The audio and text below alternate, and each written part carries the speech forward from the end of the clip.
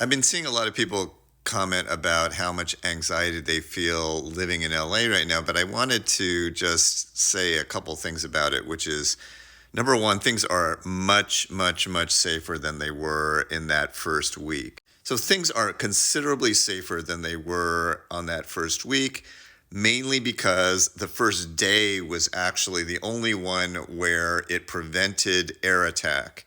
So the reason why Palisades and Eaton fires became so destructive is because for a day there were 100-mile-an-hour gusts, and that made it impossible to fly helicopters and planes to drop water from the sky.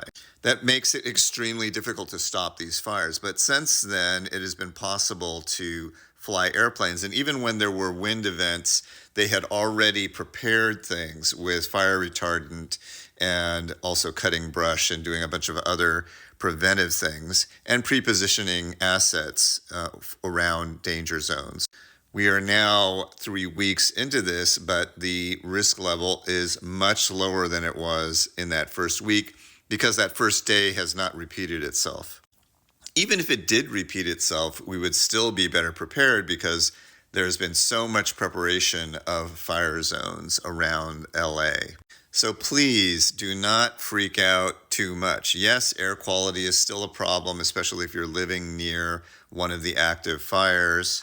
But the firefighters have things under much better control. They're much better positioned, and there's a lot more ability for the firefighters to go in, actively suppress fires, actively control them, so they do not destroy structures. For example, let's consider the Hollywood fire, the Sunset Fire, that caused us to have to evacuate. We weren't actually under an evacuation order, but we were 3 blocks away from an evacuation zone. So we thought, okay, let's just get out before it becomes very difficult to do so. But even then, the situation was a lot safer than it had been for these other fires. People don't really realize that that entire evacuation happened, but there were 0 buildings that were destroyed by that fire. Even though it grew at its peak, it was fairly impressive. We could see it, from our roof. We could just look over and you could see the flames like shooting off the hills there. But again, no structures were destroyed.